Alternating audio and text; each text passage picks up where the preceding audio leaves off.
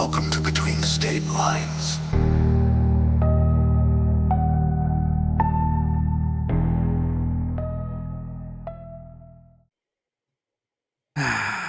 Welcome back to Between State Lines, episode 51. And if I sound kind of exasperated, it's because I am. This week has been a very, very, very rough week in America. I feel like it's been the wildest one in either one of Trump's presidencies. I honestly don't even know. I don't even know. I probably missed half of what's going on. And Well, let me yeah, it's been a wild one. let me fill you in on the glorious fucking bullshit. So, for anyone who has been living under a rock, and obviously Steph knows a lot about this, but there have been protests in LA, and specifically, they're protesting ICE just coming up and snatching people from their job sites, from schools, from courts. Literally, I watched a video today where a lady got dragged into a hotel, into an elevator, while her lawyer was in the bathroom. And these Insane. people are not wearing IDs. They're not showing badges. They're not showing warrants. So it could literally just be, and actually, people have been pretending to be ICE agents to kidnap women. That's terrifying. That's Yeah, for real. Not just one of those that's things with like email 100 people or you're gonna kidnap. so far it was like one case. So it's very isolated. But if it's It's one happening. case, I can't imagine it being, that being it. Yeah. Well, damn. Yeah, I knew about a lot of it, but not all of it for sure. So the weekend it was peaceful there. There was no rioting, there was no looting, there was no damaged buildings. There was only one arrest through I think Saturday night or Sunday morning. There was one arrest of anybody. And then Trump called in the National Guard. Well, he federalized the California National Guard, which he can only do through either exercising his Title 10 powers or through enacting the Insurrection Act, which he didn't do, as far as I know, either one of those things. So how he did that is a mystery. It feels that he does whatever he wants without any proper protocol, right? He does whatever he wants. There's no rules around Trump. He's immune to anything. And the GOP just rolls over like my cat when my daughter tackles him. They just roll over. This And is what then we live in. and then Trump decided to really ignite things and called in like 700 Marines into LA. And at first, they were not actually in the city like being deployed. They were in the area waiting orders or whatever. But today, they made their first arrest of a US citizen. I'm pretty sure, I don't know when the last time it happened, but it's been a very long time, if ever, that a soldier detained a US citizen on US soil. Just breaking all sorts of records. Just doing what he wants. Wow. And why did they arrest the citizen? They said they were their words exactly were they were protecting a federal building. But in the picture and video of him being arrested, he's just standing there, like peacefully being arrested. Like wasn't like fighting, standing there, listening to what they asked him to do, and somehow that's okay. Wow. But Nothing's gonna be done of any of it. Well, see, and the funny thing is, it's kinda sad. So you, I think, sent me the video of that New York court case that the election is kinda, like, being questioned up in there, and we're not conspiracy theorists here.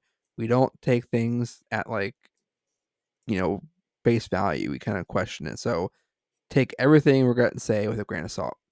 A New York district, had some voting irregularities where Kamala Harris got no votes in an area, which is a statistical anomaly, whereas her Democratic colleagues in different races got plenty of votes. So that court case is going forward, and they're doing a recount in some areas or trying to.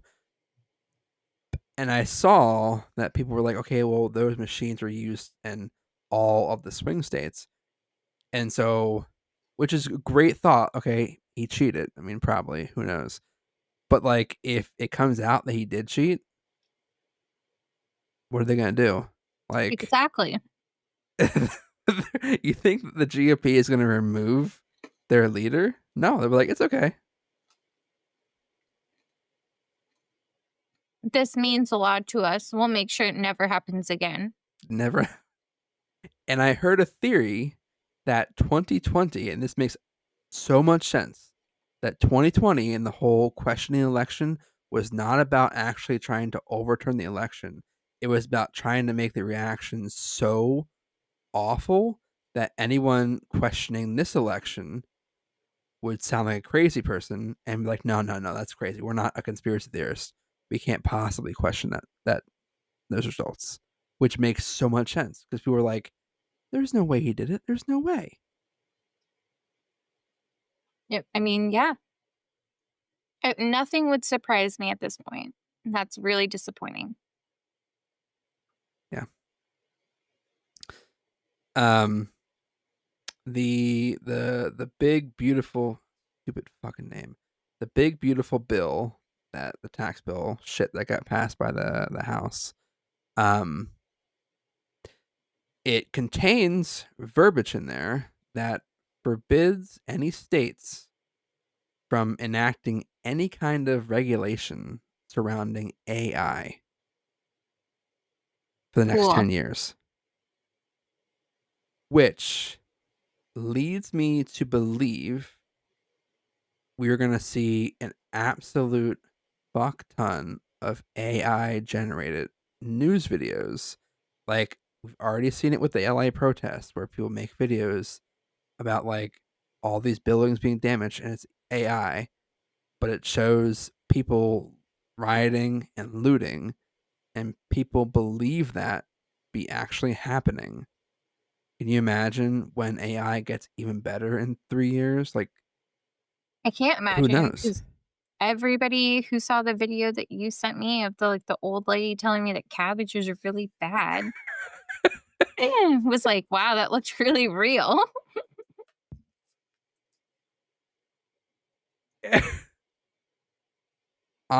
In the past, I have been a pretty big advocate of AI.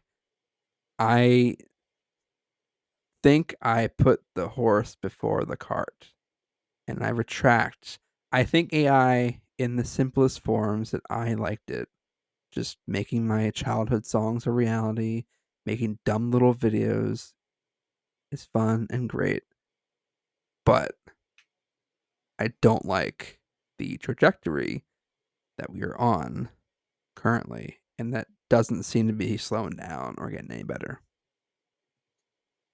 No, I was listening to somebody talk about like how dangerous it is to treat AI as your therapist and how it validates you.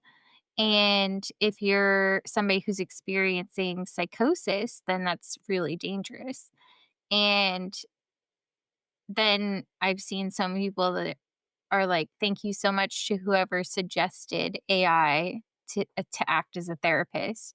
And yeah, I don't know. It just worries me the ways in which people are using it. Yeah, I don't know. It's both amazing the things it can do and terrifying. You sent me some really terrifying things about AI. Yeah, it's I mean, I honestly they're saying that in the next 10 years that AI or probably the next 3 years, AI is going to replace a lot of healthcare workers because like pharmacists won't be needed if you can just dispense medicine through a machine, through a robot or some AI means. You don't need a pharmacist anymore. They can give you advice, they can give you medicine. Um we've already seen AI in, customer service centers and anywhere. Accountants are being replaced by AI because accounting is a very technical field where you're just doing math all day essentially, and they can do math really well, better than you and I can probably. Um, Yeah, like that. Nobody's safe. yeah, which is frustrating that they're not doing kind of like regulation in place because you would think that they would need to protect people's jobs, but no. If you're poor, I guess you can't do anything to speak out against them because you have no money. Yeah, you're poor. You're poor. Yeah. So, uh, further depressing news. I don't know if you saw this. Last night, Israel bombed Iran, and then they killed one of their major military leaders, and then they also targeted, surprise, surprise, residential areas in Iran. And then Iran bombed Israel back today. Uh, and I honestly think it's kind of funny that people were like on the Israel side are saying, "Oh, why are they bombing us? Like that's so uncalled for. That's so ridiculous." Like, what do you mean? You you started a fight. Like, what do you think is going to happen? Like, I don't want to take either side. Both countries are awful, but like you fucking punch someone in the face. What do you think they're going to do? Just take it? I I got nothing. I didn't even know. How did I miss that? I didn't even know. It's getting buried in the news cycle. I mean, there's 5 billion things happening and only Holden sees all of it. Seriously, how are you keeping up to date on all of this?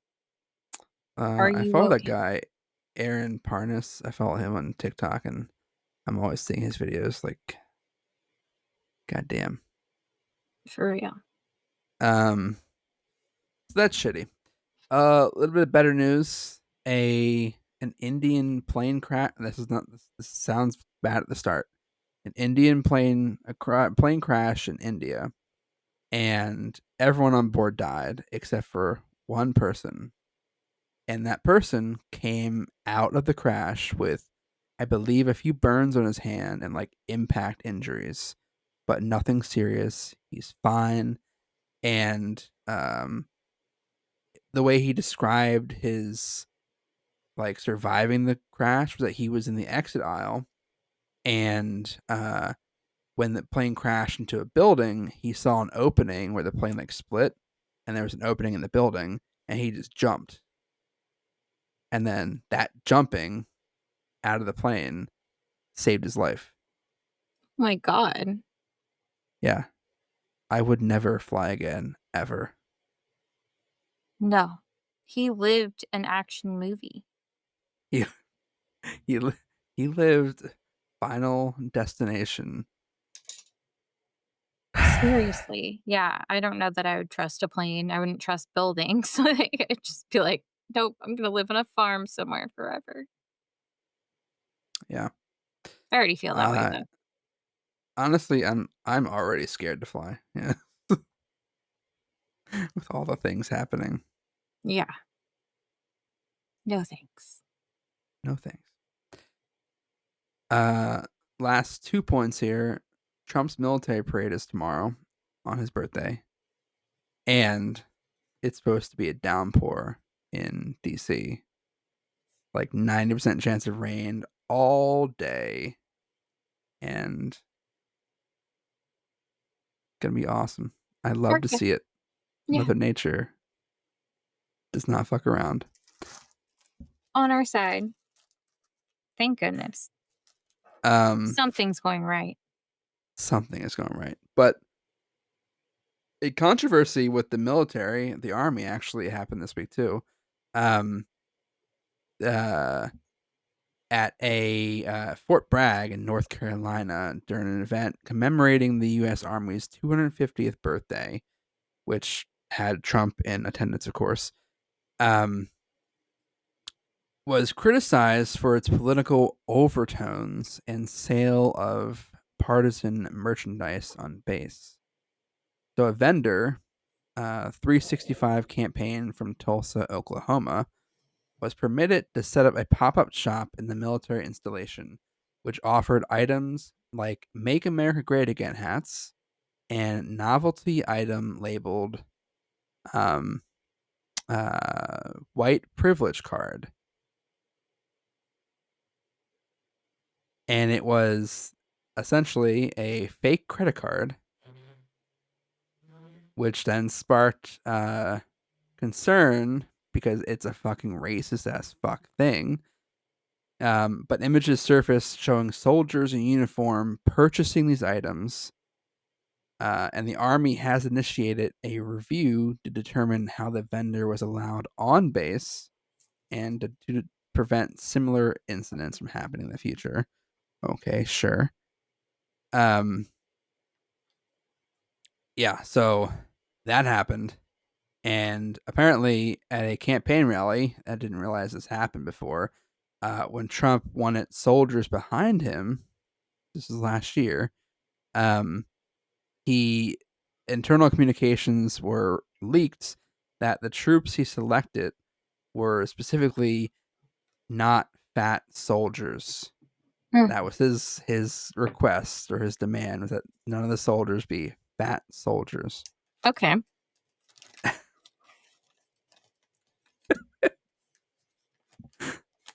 So you're welcome for ruining your evening. Damn. This guy. I mean, wasn't there something about him in beauty pageants? So, of course, he doesn't want the fat soldiers. Yeah, but that's, GOP just sweeps that under the rug. That never happened. Just like when he said that he grabs women by the, I won't say it, but the genitals. That was okay because it was locker room talk, and boys will be boys. Boys will be good humans. Not boys will be boys. Right. So that's the awful news this week. I have a real quick beef corner. Oh, cool. Number one, TikTok. fuck ICE. Oh, yeah. Okay. Number two, fuck TikTok. There he is. There. Number three, fuck people who stop at roundabouts. One of my biggest pet peeves, and it's not like when a car is in the roundabout. I understand that. My biggest pet peeve is when people are first in line and there's no one in the roundabout and they just stop because they don't know how it works. It makes me so annoyed. They're scared. So if you do that, people, fuck Colton you. Doesn't like you. I don't like you. I'm judging you and all the things. Number four, fuck 18-wheelers. Not all 18-wheelers. Just the bad truck drivers, the awful ones, the ones that hog the road, drunk when they're driving, when they sit in the left lane and go like 1 mile per hour faster than their counterpart in the right lane. But specifically, this week I was at a red light and I was in the right lane, getting ready to pass this mofo, and we were stopped. And all the time you see people just like kind of inch forward at the red light because they know it's going to turn green. They inch forward in preparation, which is a douchey thing to do. But I get it. People do that. This guy full on went like 2 car lengths into the intersection on a red light. And I'm just like, what the fuck are you doing? What is this? It's red. He was Their light over there is green. drunk. It's something. It was like 8 in the morning. I was like, God damn, dude, go get a hotel room. Yeah, go to bed. Go to fucking bed, motherfucker. Yeah. Then I just slowly went faster than him and went around him and it's like, Terrifying. you're dumb. Scary when you do. Yeah, there are some awful, awful, awful drivers out there. So, in general, I'm one of them. no, Steph, you're just a fast driver. Vroom vroom. Vroom vroom, motherfucker. Yeah. So this week, I figured we would honor California and the glorious things that they've been doing as people out there, leading the charge against fascism. With some ghost stories from California, some like most haunted places that I could find. And the first one is called the Hollywood Roosevelt Hotel in LA. And each of my areas will have a little bit of an origin story behind it. And then we'll have the haunted history. You can kind of get an idea of what the place is or was before it was haunted. Perfect. I feel like I've heard of the Hollywood. Was it Roosevelt? Yeah, it's a very well known hotel. I think Okay. this one, and then I have the Queen Mary next. There's the top two that everyone knows about out of that area. Oh, Hollywood Roosevelt Hotel. It holds a rich place in the history of old Hollywood. Since opening in 1927, it quickly earned favor among film stars, becoming a glamorous hub for the elite. With its opulent Spanish colonial design and luxurious interiors, it served as a setting for many of Tinseltown's most dazzling soirees. Notably, the hotel's Blossom Ballroom hosted the inaugural Academy Awards in 1929. Icons like Clark Gable, Marilyn Monroe, and Montgomery Clift were among the famous guests who stayed at the Roosevelt, each contributing to its enduring mystique. Some believe that not all of these stars ever truly checked out, and over the years, both staff and visitors have reported uncanny sightings believed to be the spirits of these celebrities. The first one is Marilyn Monroe. Monroe was one of Hollywood's most enduring legends and is said to remain a ghostly presence at the Roosevelt. During the early years of her fame, she lived there for 2 years, frequently residing in Suite 1200. It's this suite that's most closely associated with reports of her spectral presence. Ghosts who've spent time in the ghosts.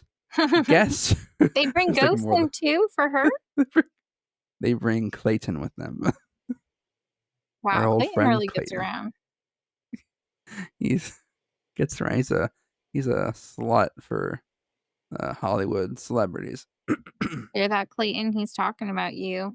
But I'm gonna get haunted again. I want to. I've tried to. I need to, but nothing happens. I'm really kind of bummed, but maybe one day. Ignorance is bliss. I just want to see Hat Man, just one time, like You're the just only once, person ever. because I've never seen Hat Man. I want to know the enduring love that Hat Man brings.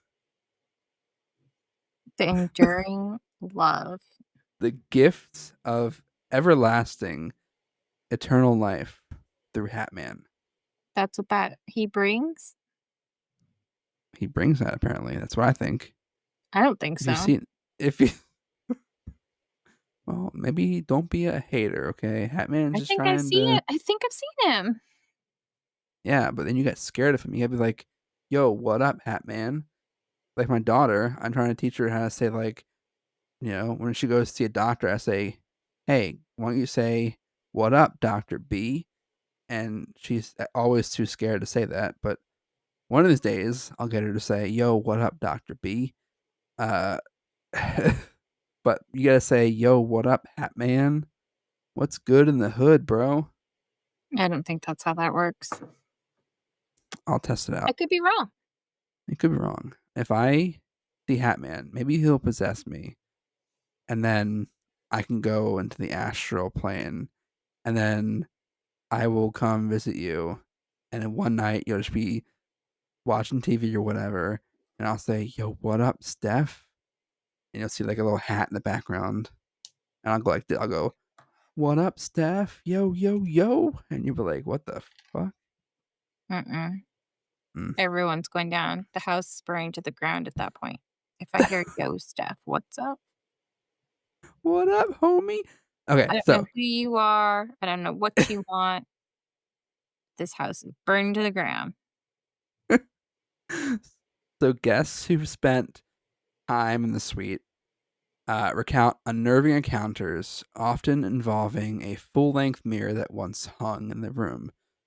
Numerous visitors have described glimpsing the reflection of a blonde woman strongly resembling Monroe, only to find no one is there when they turn around.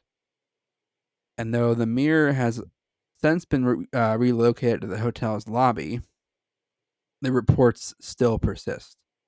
Some claim to have spotted her reflection in the mirror, even in this lobby space, fueling ongoing fascination with Monroe's lasting bond to the hotel. So she's there, hanging out. And then Montgomery Clift. No idea who this motherfucker is.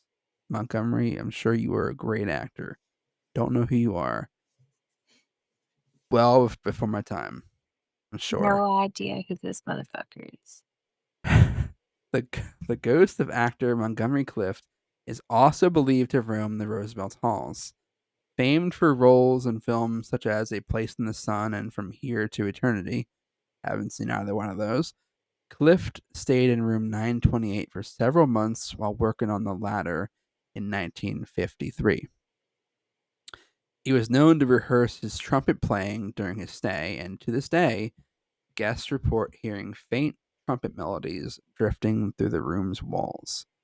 Some have even described sudden cold drafts and a heavy sensation of being watched while in the room. There are even claims of seeing Clift's apparition pacing the corridors outside room 928 as if he is still memorizing lines. And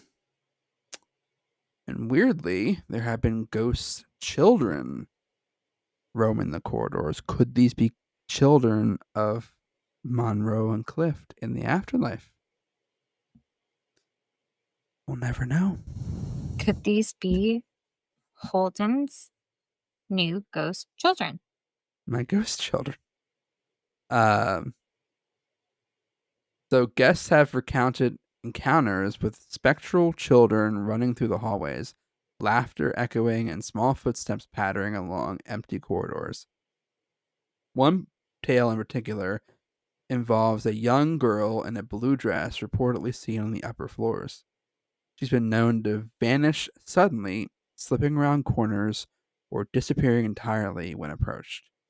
Her identity remains a mystery, but those who have seen her often describe a lingering sense of unease. Yeah, I wouldn't want to see her.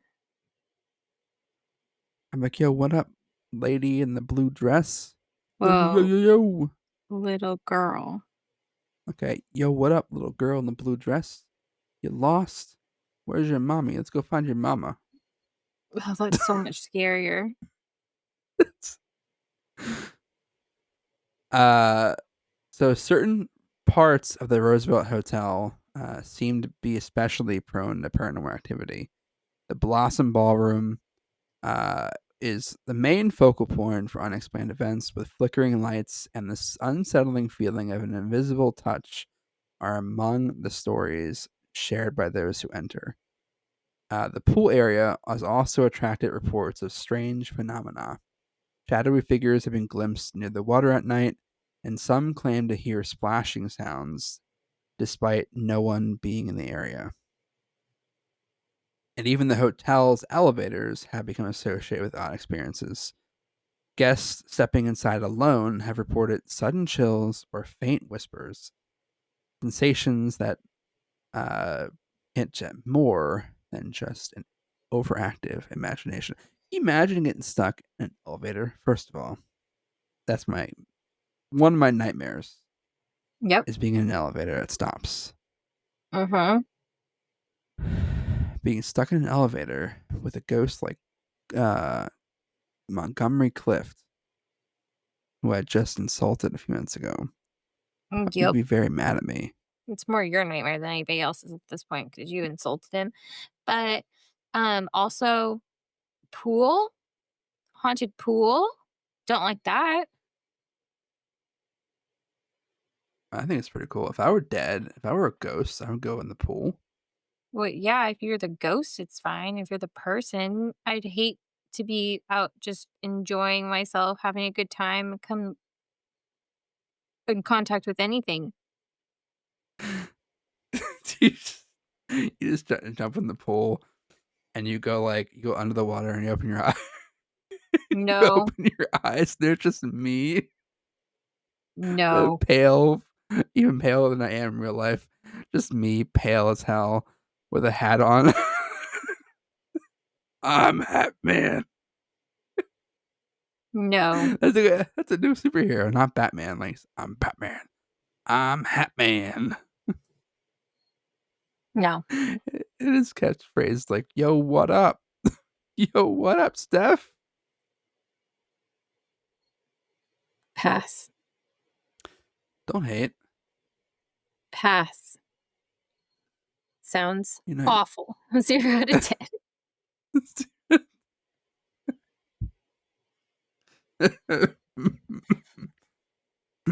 Okay. The next one is the Queen Mary, which is in Long Beach, California. The RMS Queen Mary was commissioned in 1929 and launched in 1935 as a luxury transatlantic ocean liner for the. I've been seeing like AI videos this week of like people making kind of like a selfie stick recording of people on the Titanic. They're like, "Yo, I'm on the Titanic this week, guys. This shit is not gonna sink." And like it flashes forward, and they're like all like drowning. It's like, "Yo, I was wrong. This totally stinks," or whatever. Oh my god. Well, that's AI for you. Renowned for her elegance and size, she served not only as a glamorous passenger ship, but also as a vital troop transport during World War II. Over her lifetime, she completed 1,001 crossings and carried around 2.2 million people. Why couldn't you guys just stop 1,000 crossings? Why did you have to do 1,001? Like, just leave it a fresh, perfect 1,000. Don't Oh, need 999 or 1,001. it's like that old rule that it's all fun and games till somebody gets hurt. Like, it's like every toddler game that's ever been played. Bastards. Yeah, can't stop till somebody gets hurt. Official records note 47 deaths aboard the Queen Mary, but some estimates suggest there were up to 55 fatalities. Today, it is believed the ship may be haunted by over 150 spirits. Retired in Interest. 1967, the Queen Mary now rests in Long Beach, California, as a floating hotel and museum, and one of America's most haunted locations. So, some of the areas and ghosts. The engine room, door 13, and Half Hatch Harry. That sounds like a pretty cool nickname. Half Hatch Harry. Like Half half a hatch body. Half Hatch Harry. One of the ship's most haunted locations is the engine room, specifically around door 13. In 1966, crewman John Petter was tragically crushed to death during a watertight door drill. I'm sorry, John, I just made fun of your nickname. And now his name is known as Half Hatch Harry.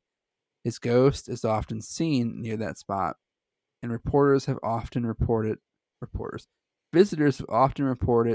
the sound of wrenches, footsteps, and machinery operating with no one present. Yeah. Kind of like The- it reminds me of what was that ghost in Oregon? We were talking about the guy who fell out of the ambulance. I can't remember. I can't remember, but it was he fell out of the ambulance and then like just a rock slide. And then he just was doomed to help people for the rest of his days. Like what awful thing did you do in life to not only fly out of the back of an ambulance on your deathbed, but then also get crushed by a rock slide at the same time? I What mean, did you do? live along the 101. That shit's wild. Cabin B340. Among the most notorious of haunted spots is Cabin B340, which has a history of disturbing reports. The stateroom, a combination of 3 cabins, was shut down for years due to the intensity of the paranormal activity reported. Guests and staff, guests and cleaning staff have reported seeing sheets being pulled off, shadowy shadowy figures appearing, lights turning on and off, knocking on the walls, and faucets turning themselves on. It reopened due to public demand and is now a prime stop on ghost tours. People like being exposed at night, apparently. I'm sleeping. Joke's on the ghost. I don't sleep under the sheets. So, joke's on you. Tear them off. I'm on top of them. That place, I can only imagine you want any sort of comfort. Because the ghosts are trying to touch you. Ooh. Trying to touch you, trying to expose you. Yep. No. They're perverted ghosts. That's what those guys. Those guys are perverts. You know they're guys too. I want to take your blankets from you. That's rude. That's rude. That's Yes. what that is. New beef quarter number 5. Fuck these ghosts. Yeah. Take my blanket. I'll show you. The swimming pool, or the former pool, is also apparently haunted. It is now drained, but it's a first-class pool that has several ghostly figures reported, including Jackie, a young girl believed to have drowned in the second class pool. Jesus, couldn't get in the first class, and she's often heard giggling, splashing, or calling out. Apparitions of a small child with a teddy bear have also been spotted. Unseen swimmers in old-fashioned bathing suits and wet footprints appear out of nowhere, and then the area is also filled with cold spots, disembodied voices, and the sensation of being watched. Yeah, it's a no for me. For a pool? No thanks. Not just a pool, a non-existent pool. No thank you. The Grand Salon is also haunted. It's Great. was once a first-class dining room. Reportedly is home to the Lady in White, which is a ghostly woman wearing a flowing white 1930s evening gown. She's often seen gliding around the piano area, silently dancing or vanishing into thin air. Witnesses have also reported hearing piano music when no one is playing. I hate it. The boiler rooms and shaft alley in the The lower decks and boiler room areas, including the section of known as Shaft Alley, many visitors report cold drafts, strange knocking, ghostly touches, and unexplained mechanical noises. This is also believed to be another area where the spirit of Half Hatch Harry lingers. Poor Damn, guy. he's everywhere. He has to hang out in Shaft Alley and this other place. Oh, poor guy. And now I'm making fun of him. I know. Why I'm are so you like fucked. this? I don't know. I question myself all the time. I'll take you anywhere. The Mayfair Room, originally used for first class dining and now part of the hotel's meeting and event spaces, the Mayfair Room is known for sudden temperature drops and guests feeling something or someone brush past them. Staff have seen doors opening and closing by themselves, shadows moving across the wall. And the last one is kind of the creepiest one. The forward hull. In 1942, the Queen Mary accidentally struck and sliced through the HMS Curacoa while sailing in a zigzag convoy pattern. The cruiser sank, and over 300 sailors died. The Queen Mary, under wartime orders, could not stop to assist. It said the spirits of those lost sailors will haunt the ship's bow forever. Visitors reportedly heard water gushing, ghostly moaning, and sudden blasts of icy air in this part of the vessel.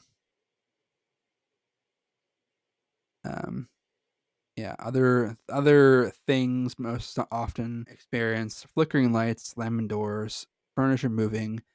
Again, the bed covers being pulled off in rooms. Sudden dizziness or nausea, which could be you're still on the water essentially. That's Shadow fair. figures, Hat Man, and smells of smoke or perfume with no discernible source. Interesting. I wouldn't like any of that. Don't be a hater. Although Don't sometimes be a when I hater. smell smoke, I just go, Grandpa?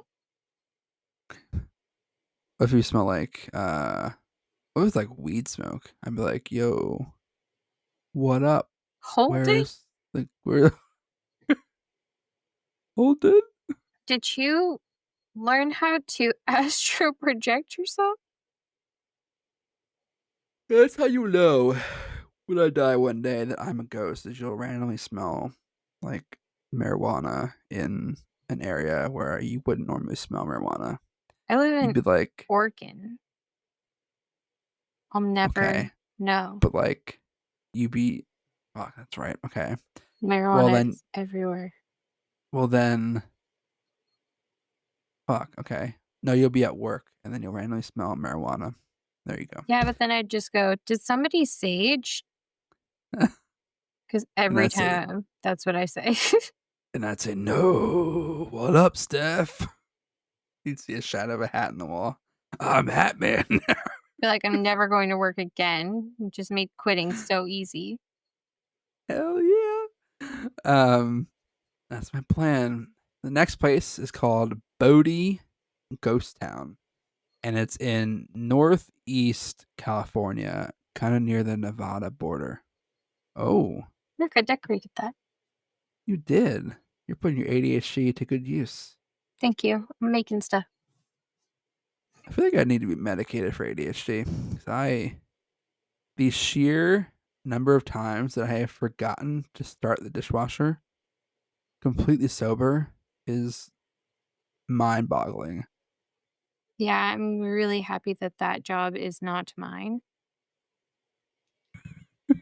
because I would probably feel the same way. But luckily, that's not my job.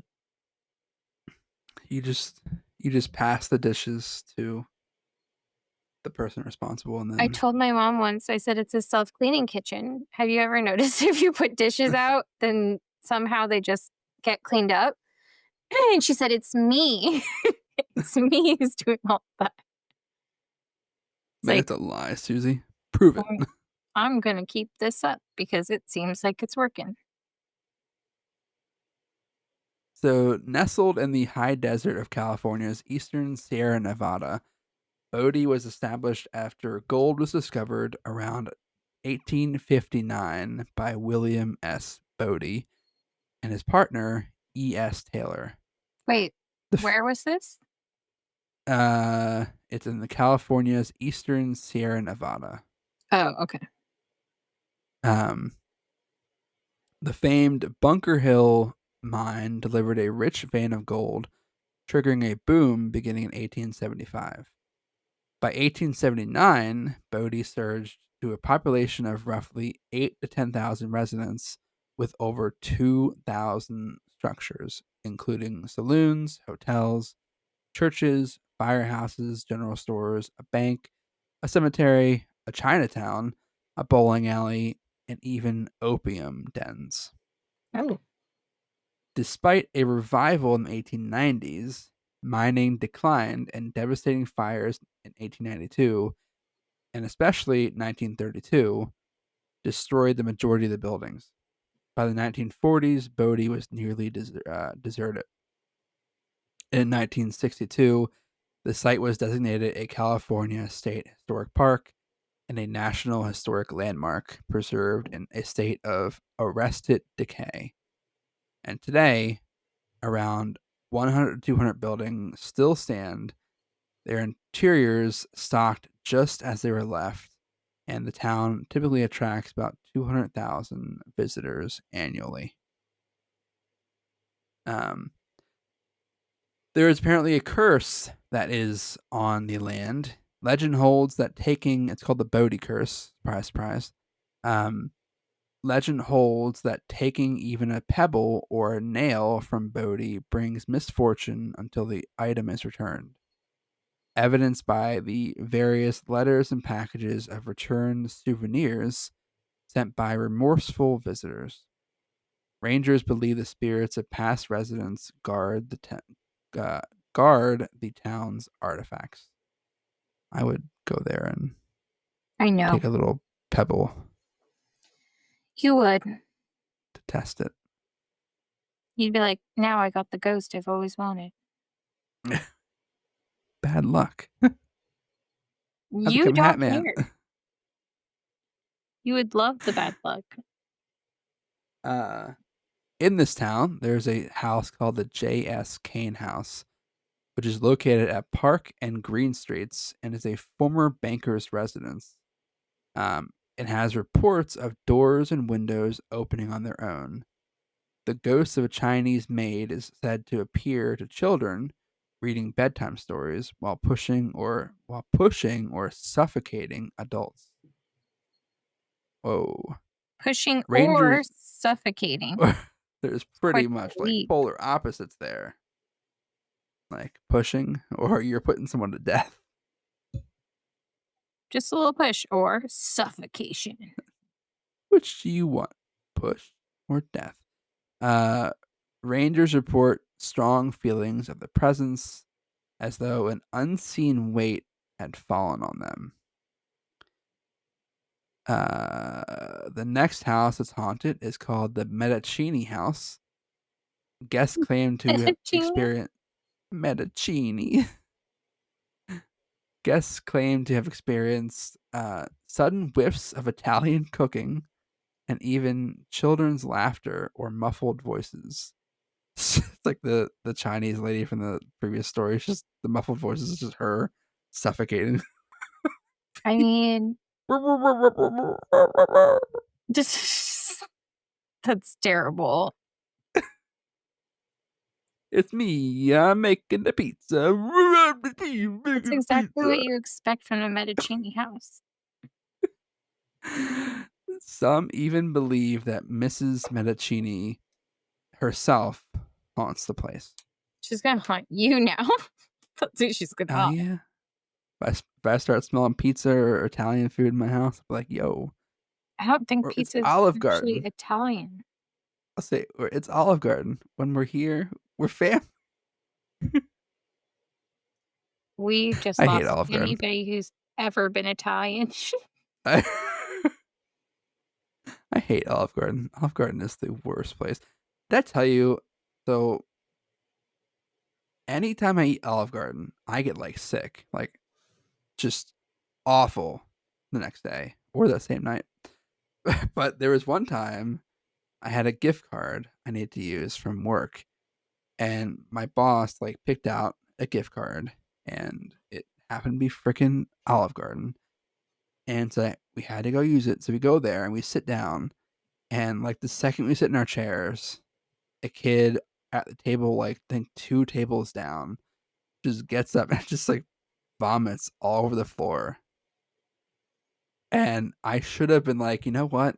That's a sign that we're gonna go. But we didn't. We stayed and we ate and got sick. And then you were vomiting all over the floor. It was awful. I also like I don't know. I am like whenever I see someone vomiting in the real world, it just like scares me. I'm like, I don't want to get sick. Like we're at Costco one time and a kid just walked up to the trash can next to me and was like, "Bleh!" I'm so thankful that this does not ever happen to me. It's just my misfortune. I also at Walmart when Walmart used to have like 24-hour stores. Yeah, It's like probably bring 20 that years back. ago. What the fuck? And I was shopping, do my, 16-year-old douchebag thing. And I'm walking and I see this like employee and he just goes to the trash can. He goes, "Bleh." Just like loud as fuck in the middle of the store, just like pukes his brains out. I am So so yeah, thankful that this does not ever happen to me. don't worry. It'll happen to you. Now that I've told you Just about it, it'll happen with to my you. kids, it has, and that's been honestly the worst. I am not a good person to be around when you're throwing up. I'm just not. I'm just not. I've had maybe a couple of good experiences where I could um step up, but otherwise vomit brings me to my knees. I am weak against vomit. I cannot. That's not my thing. My Yeah. like the smell, the sounds, all of it. Nope. Mm. Nope. Nope. Nope. Um. So the cemetery and the old mine shafts are also haunted. Of course Um. there are. Uh, visitors have spotted shadowy miner figures roaming the streets or drifting near the old mine shafts, believed to be the spirits of those who died in accidents down there. At the cemetery, people report seeing flickering lights, hearing distant cries, rattling funeral wagons, and shaking headstones, suggesting there are restless souls beneath the ground. Um,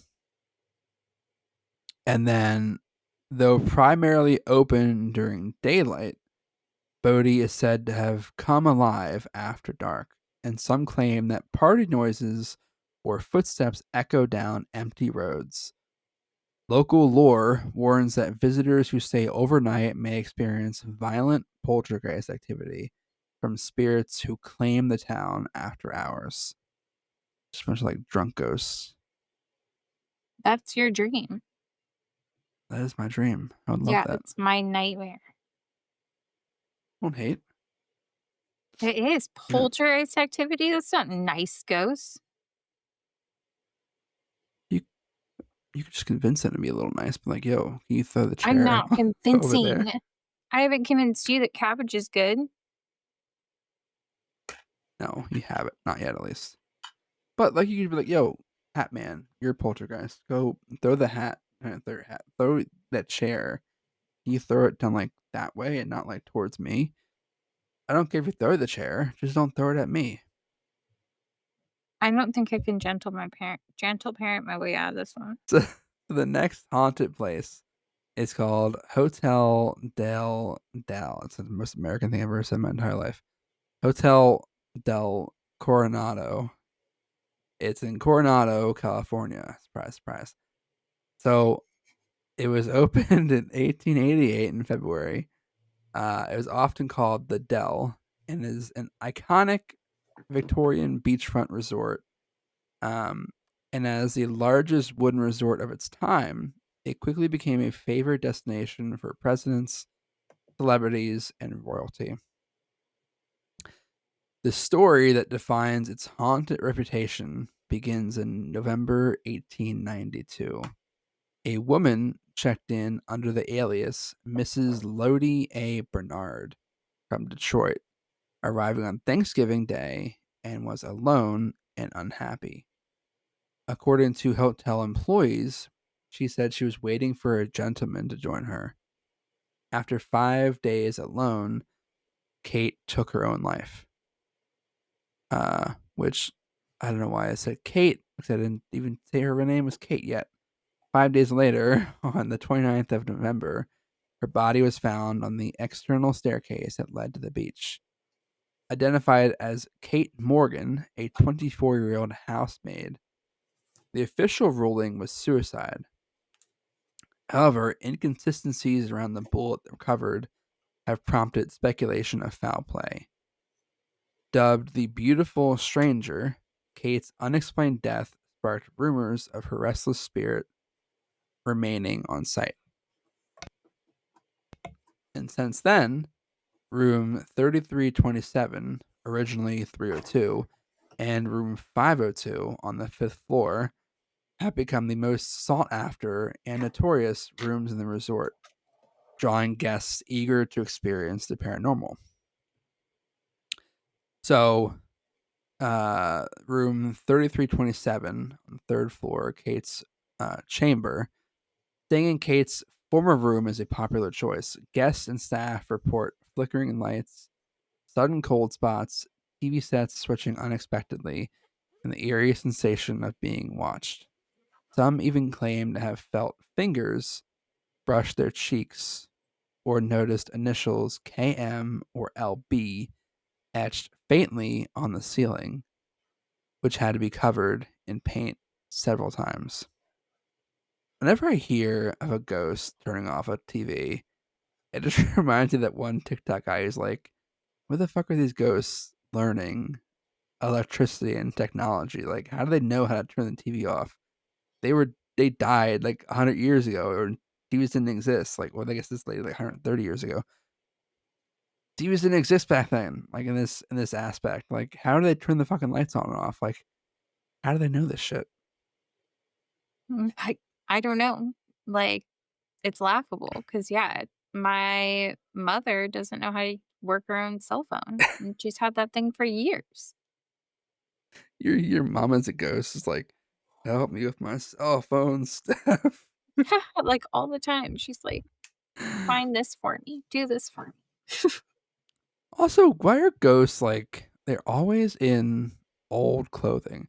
You never see a ghost like at least like the widely reported ones, like guy wearing modern clothing. I mean, every now and then you hear like a ghost story, but it's usually always like this old person's like old timey dress or clothing. Yeah, I'm trying to decide if it'd be scarier or not if they're not in old timey clothing. Like, this was somebody who was recently deceased. And now we like have more like, I don't know. I feel like we have more information. So why isn't it like, oh, we know this person. This person grew up in this town. They died over on this bridge. Now they haunt that place. Like, if you're out here the third Tuesday in February, like Jeremy is over haunting this bridge. Why isn't it like that? Maybe the new ghosts have figured out how to like jump timelines and they die. They just go to a different timeline. Or So we only get ghosts we don't know from because they're from other timelines? no, we get ghosts from the old days because they're too dumb to be able to jump timelines. That's my theory. Interesting theory. I don't think that's going to be it, but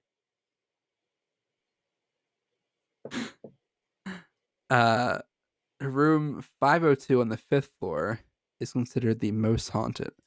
In 1992, parapsychologist Christopher Chasson conducted a year-long investigation involving nearly 10,000 hours of monitoring. Over 400 anomalies were documented in this room. Paranormal events including self-moving furniture and faucets, whispering, mysterious whispering, and unexplained cold spots. And this room is now a highlight in the specialized room tours. I highly doubt this guy got evidence of moving furniture. I've never seen a video of moving furniture that looks to be legit. Like I see them all the time on TikTok of like someone's home videos where like a ghost like moves a chair or like throws a dish across the room. And I'm like, that's fake. Gotta be Yeah, fake. I don't know. I don't ever watch those videos. I'm too scared. I'm a chicken. I watch them at late at night. Too much of a chicken. Uh, Guests have also reported sightings of a woman in late 1800s attire, believed to be Kate, drifting through the upper floor corridors. Others described chilling brushes against her legs, particularly near the staircase by the ballroom, the very spot where her body was found. And then near the check-in area stands an antique mirror rumored to reflect a stranger's face when a guest looks into it. People who have gazed into it alone reported seeing someone else, an experience that left them deeply unnerved. Um, so yeah, Yeah, I hate that. can you imagine looking into the mirror and seeing some like random dude? Like, what the fuck? No. Yeah, I can't. That'd be so looking, strange. you look in there and like it's just Donald Trump. Oh my god, A so big scary. beautiful bill. I can't do a Donald Trump voice, Yeah, unfortunately. that was nothing. That was Nothing like pathetic. him. Uh, let's see. I have one or two more. Should talk about though. Okay, I'm gonna start with the Whaley House because that one is one of the most well known. The Whaley House is in San Diego, California. So it was constructed in 1857 by Thomas Whaley on the site of the old town San Diego's former gallows. The house is the region's oldest brick building, designed in Greek Revival style, using bricks from Whaley's own kiln. Originally functioning as the Whaley's family residence, it also housed a general store, the county courthouse, the first commercial theater in San Diego, and served as a granary and meeting hall. The Whaley family, Thomas, his wife Anna, and 6 children, Jesus Christ, moved in soon after its completion. Tragically, their young son, Thomas Jr., died of scarlet fever at just 18 months. And then a fire soon destroyed part of the structure, forcing the family to relocate temporarily. They returned in 1868 and continued to use the building for public and private purposes. In 1885, the daughter Violet, distraught by a failed marriage, committed suicide in the house, and by then the Whaleys had moved out. But family revisited and restored the home in 1909. Successive generations lived there until the 1950s, and the house officially opened as a museum in 1960 and is now maintained by the Historic Tours of America. It was designated a California historical landmark and has earned the distinction of being America's most haunted, one of their most haunted residences. So there are quite a few ghosts that are spotted in this house. The first one being Yankee Jim Robinson, the original ghost. Just So funny. rich. He's the OG. Yeah.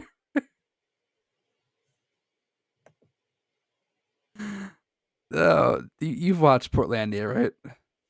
I assume A you've little seen bit. Portlandia. A little bit. Damn it. But it was a God long damn it, time ago. Steph. Sorry. God.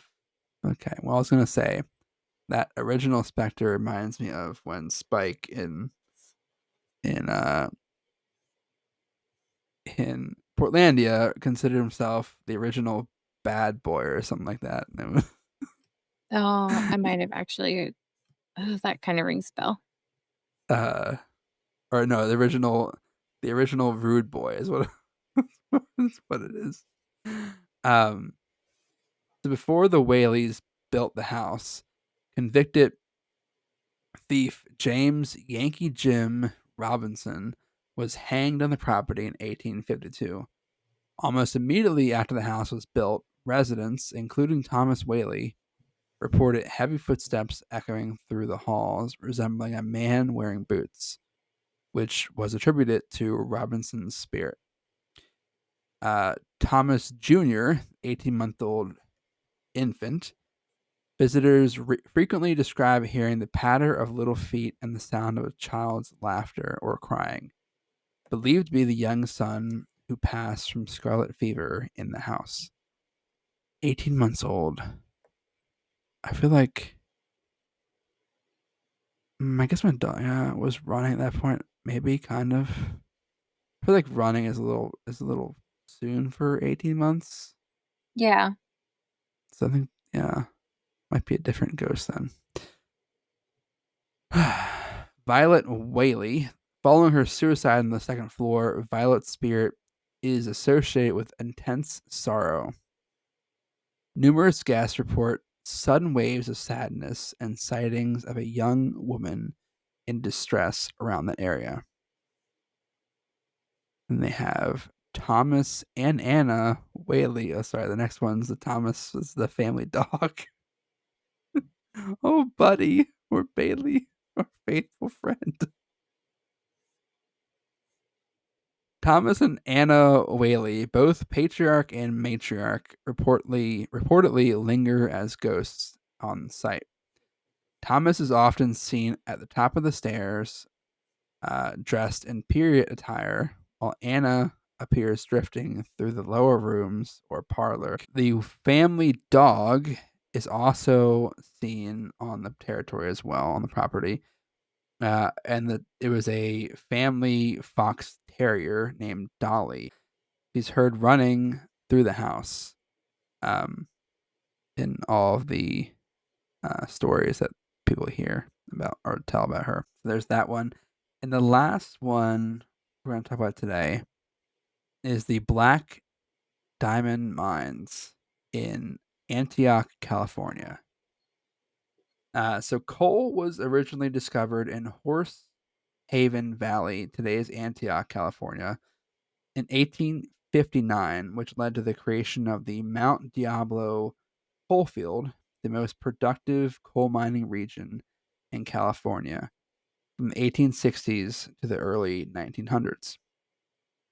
The Black Diamond Coal Mining Company formed in 1861 and developed a dozen mine shafts, such as Independent, Black Diamond, and Cumberland, as well as 5 company towns: Nortonville, Summersville, Stewartsville, West Hartley, and Judsonville. Together, they produced over 400 million short tons of bituminous and lignite coal, supplying regional railroads, ships, and industry. Mining declined in the early 20th century due to competition from imported coal and oil, and by the 1920s, the towns were abandoned and mining was stopped. In 1973, the East Bay Regional Park District acquired the land, and now it's preserved as the Black Diamond Mines Regional Preserve, which is now a 6,000-acre park featuring mine relics, ruins, prospect tunnel tours, and the Rose Hill Cemetery. Public entrance mines are closed due to hazards like unstable rock, methane, and carbon dioxide. Mm. So here are some of the places that ghosts are usually seen in this area. Rose Hill Cemetery is home to 2 white witches. Over 200 people, many children who succumbed to smallpox, typhoid, scarlet fever, and mining accidents, are buried at Rose Hill Cemetery, which is situated between Nortonville and Somersville. Um, 2 ghosts are often identified as witches roam in this area. Sarah Norton, a midwife and widow of Nortonsville founder, died in October 1879 after her buggy overturned en route to deliver a baby. 2 successive storms disrupted her funeral, and so she was buried without ceremony. Witnesses say her pale figure drifts among the gravestones at night. Then there's Mary, the nanny. In the 1870s, she cared for children who later died of sudden illnesses. Accused of witchcraft after alleged ritual evidence was found, she was hanged and her home was burned. Rumors say she roams the mines in a white gown. Its purpose unclear. Some say protective, and some say vengeful. Visitors also report hearing ghostly children, crying, and ethereal lights in the cemetery and nearby mine shafts at night.